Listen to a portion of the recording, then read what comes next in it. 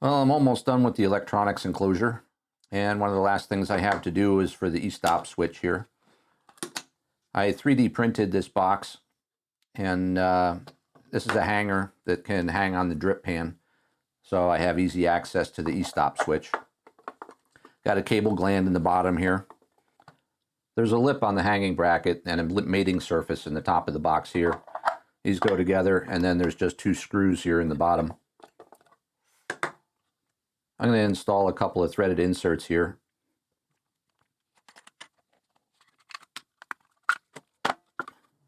I bought one of the tips for the soldering iron. It's a brass tip that's made for threaded inserts.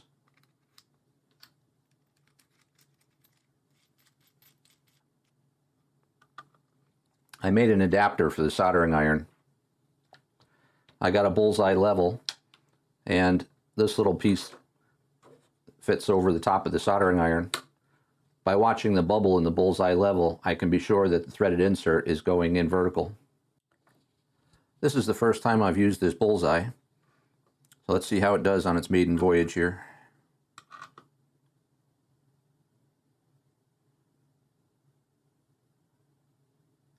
Check the level of the table, and if the bubble is off center on the table, then when you put it on the soldering iron and press in the inserts, you want to make sure that the bubble is in the same place as it was when it was sitting on the table. Because if you level it here, the insert won't be straight. For the wire, I went looking at SJ cord, which is this sort of flexible cord that's used on power tools and motors and that sort of thing. At my local big box store, it was almost $1 a foot, but an extension cord with SJ cord was about half that price at 55 cents a foot. So I just decided to buy an extension cord, and I'll just cut the ends off of it and use this cord for the e-stop switch.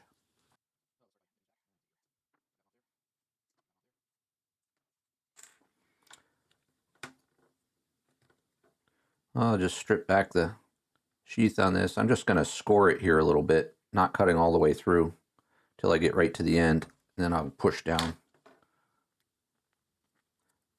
That'll allow me to open it up, and where I made the score on the sheath, it will tear almost like perforations on paper. It works well this way. That way you don't cut through the wires if you push too hard. Bring that all the way back to where the beginning of the cut is, and then I like to go in with a pair of dikes and cut this off round.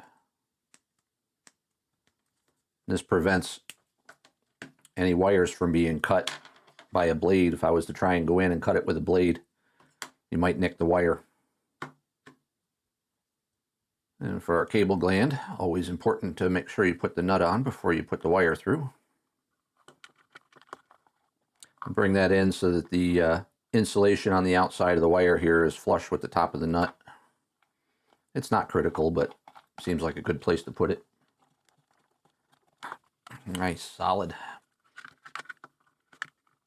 The ground wire here is not used in this switch for the setup that I'm doing, but I am going to connect it to the switch. This side is normally closed, which is the side that I'll be using. When the button is not pushed, these two terminals are connected. It's got continuity. The other side of the switch here is the normally open side, and I'm going to go ahead and connect this ground wire to one of the terminals on the normally open side, just so it has somewhere to live.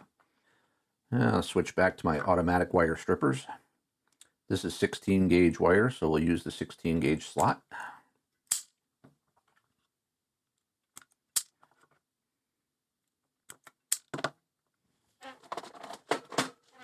And I'll go ahead and put ferrules on these. The black ones here are 16 gauge.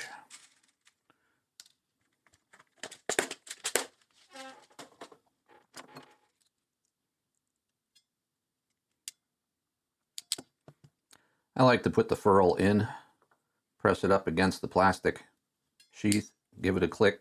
It's ratchet, so it holds it in place. And once the ferrule is in its spot, then I'll run it on the wire, crimp it down.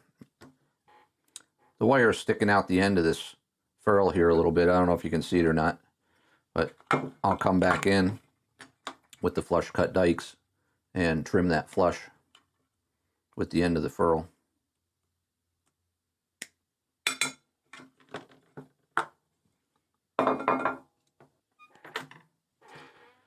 Now our normally closed switch gets the white wire and the black wire.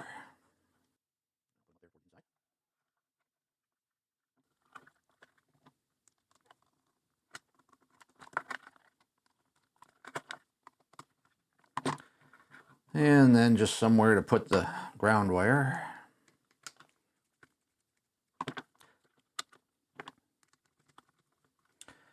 I could cut it off flush and do away with it, but there's some chance I may want to use it in the future, or if one of these wires gets broken, I can use this as a spare, or I don't know. I just figure it's better just to set it here in case I want to use it for something in the future, rather than cutting it off and making it permanently gone. Let's tuck the wires in first and then put it down in the box.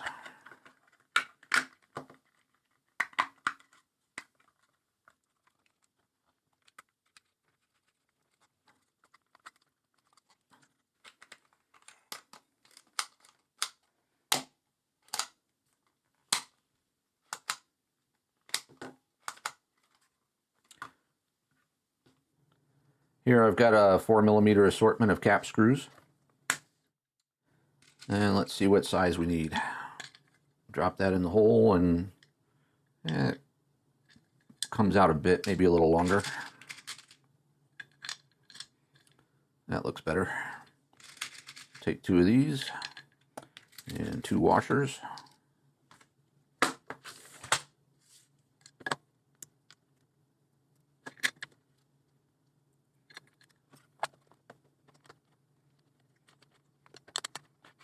Don't want to crank down too tight on this because those threaded inserts will just be pulled right out.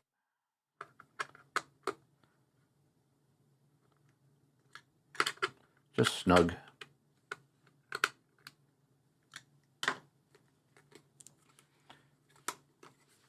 There we have it. That'll hang on the drip pan. The other end of the wire is going to go to an aviation connector. I've got an assortment kit here. It has 2-pin all the way up to 5-pin. And for this one, I'm going to use the 5-pin connector. There's only 2 wires being used in this emergency stop switch, but because the emergency stop switch actually has a normally open side and a normally closed side, which could support up to 4 wires, I decided to use one with at least 4 wires. And I added a 5th pin here because it's possible I may use a shielded cable in the future. Let's get the old electric meter out here and test it.